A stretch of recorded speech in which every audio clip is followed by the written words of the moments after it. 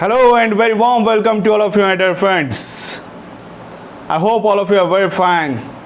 So जैसे कि आप जानते हैं आज हमारा टॉपिक है आपके सबसे ज़्यादा चाहिता चीज़, जिसमें कि आप सभी लोग चाहते हैं, हर कोई जो चाहता है कि उसका जो है पैसा बढ़े और रिटायरमेंट प्लान करे। तो आज हम उसी बारे में बात करने वाले हैं जो कि है आपका पेंशन। तो जब हम पेंशन की बात करते हैं तो आज के डेट में किस तरह का पेंशन प्लान चल रहा है, आप तो जानकारी तो होगी कई लोगों को, कई लोगों को हो सकता है जानकारी ना भी हो। तो आज जो है मैं आपको बताने वाला हूँ सबसे कम दाम में और सबसे बेहतरीन पेंशन प्लान जो है उस बारे में हम बात करने वाले हैं। तो उस पेंशन का नाम है अटल पेंशन योजना। तो जब हम अटल पेंशन योजना के बारे में बात करते हैं तो आपको मैं बता दूं, अटल पेंशन योजना जो कि अभी 2015 में इंट्रोड्यूस कराया गया था हमारे माननीय प्रधानमंत्री नरेंद्र मोदी जी ने। तो जब इन्होंने बनाया तो इसमें जो है सबसे ज़्यादा मेनली जो इस पर फोकस जो है किस पे दिया गया, अनऑर्गेनाइज सेक्टर पे दिया गया।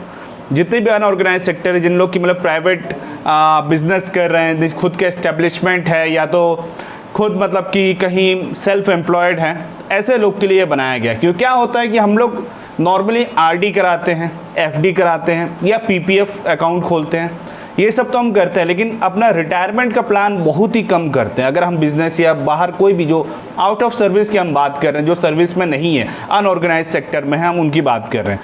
तो आज मैं उनके लिए बताऊंगा कि उनके लिए जो है ये कैसे फ़ायदेमंद है। तो देखिए, सबसे बहुत ही अच्छा चीज़ इन्होंने लाया था। सबसे पहला चीज़ होता है कि ये कैसे आपके लिए फ़ायदेमंद है।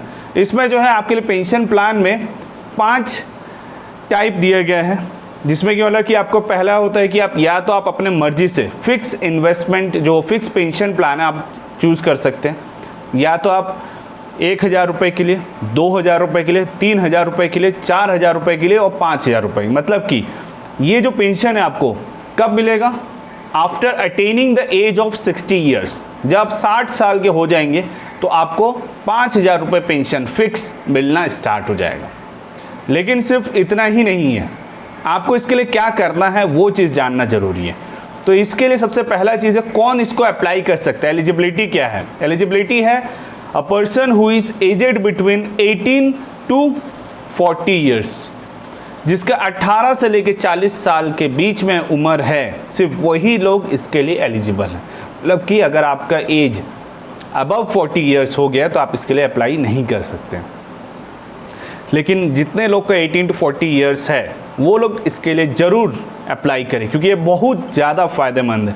कैसे फ़ायदेमंद है मैं आपको ये बताने वाला हूँ। देखिए, जो पर्सन 18 ईयर्स का है, whether it is he is a male और फीमेल और एनीवन, अगर आप इसके लिए अप्लाई करते हैं, सबसे पहला चीज़ क्या ज़रूरी है, you should have a saving bank account at any bank और एनी पोस्ट ऑफिस। मतलब किसी भी पोस्ट ऑफिस में या तो किसी भी बैंक में अगर आपका सेविंग बैंक अकाउंट है, whether it is Jan Dhan और एनी नॉर्मल अकाउंट, आप इसके लिए अप्लाई कर सकते हैं। पहला चीज़। सेकंड, आपको इसके अप्लाई करने के लिए इसके लिए हर किसी के कंट्रीब्यूशन फंड बनाया गया है। अगर आप जैसे मान लीजिए कि आप चाहते हो कि मुझे 1,000 रुपये पेंशन मिले जब मैं 60 साल का हो जाऊँ, हर मंथली मेरे को 1,000 रुपये पेंशन मिलना चाहिए, तो उसके लिए आपको क्या करना पड़ेगा? सबसे पहले आपको खुद को भी कंट्रीब्यूशन देना पड़ेगा। तो कंट्रीब्यूशन अगर आप देते हैं तो इसमें आपको बता दो, जो 18 साल का है उनका मात्र 42 रुपये है, 42 रुपीज़ पर मंथ अगर आप इसमें डिपॉजिट करते हैं। मतलब कि ईयरली अगर आप देखोगे तो ईयरली आप कितना जमा कर रहे हो? 42 रुपीज़ पर मंथ है तो ईयरली आप कितना जमा किए? 504 रुपये। और वही चीज़ अगर आप आगे के, जब तक आप 60 ईयर्स के नहीं आ रहे तब तक आप जमा कर रहे हैं, टोटल 21,000 समथिंग जो भी आएगा आपका 21,000 के आसपास आप जमा कर रहे हैं। और जब आपको रिटर्न मिलना शुरू होता है 60 साल हो जाने पर, तो आपको कैसे मिलेगा? तो रिटर्न मिलना जब शुरू होगा, हर महीने आपको मंथली 1,000 रुपीज़ आपके उसी सेविंग अकाउंट में आना स्टार्ट हो जाएगा जिससे आपने पे किया था। तो अगर जब आपको वापस आना स्टार्ट होता तो 1,000 रुपीज़ इंटू 12 भी अगर करें तो एक साल में आप 12,000 रुपये कमाएँ। 60 साल के बाद करीब करीब आज के रेट में 67-68 ईयर्स लोग जो है नॉर्मल लाइफ लोग जीते हैं, तो मतलब 7 to 8 ईयर्स आपको मिलेगा। 7 ईयर्स ही अगर हम कंसिडर करें तो 12,000 मतलब कि 84,000 रुपये आपको तो ऐसे ही मिल गए, प्लस उसके बाद आपकी वाइफ को भी मिलेगा, स्पाउस को मिलता है। मतलब अगर आपकी डेथ हो गई तो आपके हस्बैंड को मिलेगा, या तो हस्बैंड की डेथ हो गई तो वाइफ को मिलेगा। तो स्पाउस का रहता है। तो यहाँ पर जैसे मान लीजिए आपकी डेथ हो जाती है तो आपकी वाइफ को भी सेम टू सेम जितना आपको मिल रहा था 1000 रुपये पेंशन, उतना ही उनको भी मिलेगा जीवन भर जब तक वो जीवित रहेंगे। और उनके मृत्यु होने के बाद 1000 रुपये वाला जिनका रहता है उनको 1,70,000 रुपये मिलता है, जो कि उनके नॉमिनी को दिया जाता है। जिसको आप नॉमिनी बनाएंगे उसको 1,70,000 रुपये मिलेंगे। मतलब इसके 3 फ़ायदे हैं। पहला तो आपको पेंशन मिलेगा, दूसरा आपकी स्पाउस को पेंशन मिलेगा, और तीसरा नॉमिनी को एक कॉर्पस फंड मिलेगा जितने का आप प्लान सिलेक्ट करेंगे उसका। तो 1000 का करते हैं तो 1,70,000 मिलता है, वैसे 2000 का करते हैं तो 3,40,000, मतलब मल्टीप्लाई करते जाइए। 3000 का कर रहे हैं तो उसके हिसाब से रहेगा 5,10,000। वैसे अगर 4000 सिलेक्ट करते हैं तो 6,80,000, और अगर आप 5000 का पेंशन सिलेक्ट करते हैं तो नॉमिनी को मिलता है 8.5 लाख रुपये। किसके बाद? After the death of the person who has applied, who is the applicant, then the person, the spouse will be getting the benefit of the pension, and after the demise of the spouse the nominee will receive the corpus money which was selected while applying। तो ये आपको समझ में आ गया 3 फ़ायदे। तो आप खुद ही समझ सकते हैं कि अगर एक 18 साल वाला लड़का मात्र 21,000 रुपये जमा करता है ज़िंदगी भर, तो उसको आगे जाके कितना मिलता है। अगर 6 से 7 साल जीवित रहा तो उसको तो 84,000 रुपये मिल गया। उसकी वाइफ अगर 5 से 10 साल और जीवित रही तो उनको 1 लाख रुपये मिल गया, प्लस 1,70,000 रुपये और दे कर गए। तो इससे आप समझ सकते हैं कि इसमें कितना ज़्यादा फ़ायदा है। ये अनऑर्गेनाइज सेक्टर के लिए सबसे अच्छा प्लान है। तो अभी कई लोग सोचते होंगे कि मैं कुछ सेविंग करूं, क्योंकि अभी आप लोगों ने देखा कोरोना काल में आपने देखा है कि कई लोगों की सेविंग ख़त्म हो गई है, और आगे जो उन्होंने सेविंग किया था वो भी निकाल लिया है, और अभी वो सोच रहे हैं कि कुछ पैसा तो जमा करूँ।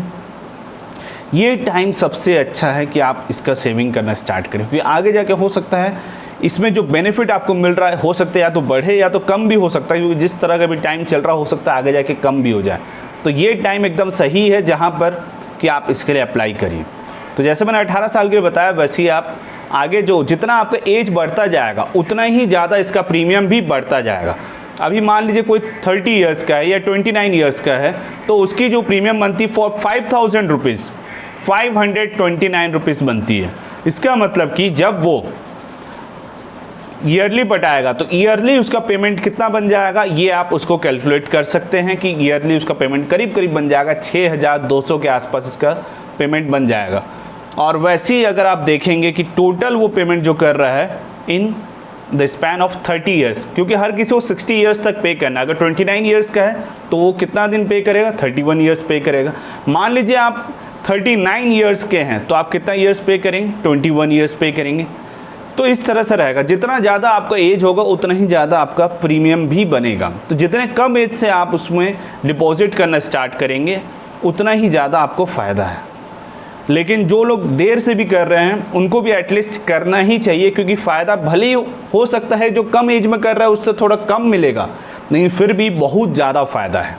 तो ये टाइम एकदम सही है जहाँ पर आपको लगता है, अगर आप जितना आपको लगता है, जैसे मान लीजिए एक नॉर्मली आपको बता दूं, अगर आप एक आरडी कराते हैं तो आरडी 10 साल का होता है, जिसमें कि आप शुरू करते हैं पेमेंट स्टार्ट मान लीजिए 500 रुपये जमा करते हैं और 10 साल आप जमा करते हैं, तो आपको जितना पेमेंट उसमें मिलेगा उससे कहीं ज़्यादा अटल पेंशन योजना में मिलेगा, पहला चीज़।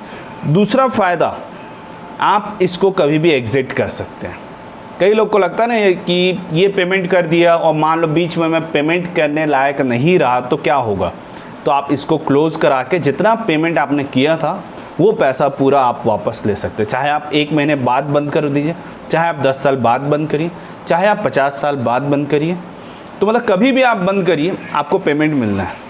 ये चीज़ गारंटेड है कि आपका पेमेंट कहीं डूबेगा नहीं। इसमें सबसे बड़ा फ़ायदा जिसके लिए मैं आपको बता रहा हूँ कि आप कर सकते हैं अटल पेंशन योजना में। अब बात करते हैं दूसरे फ़ायदे ये क्या है।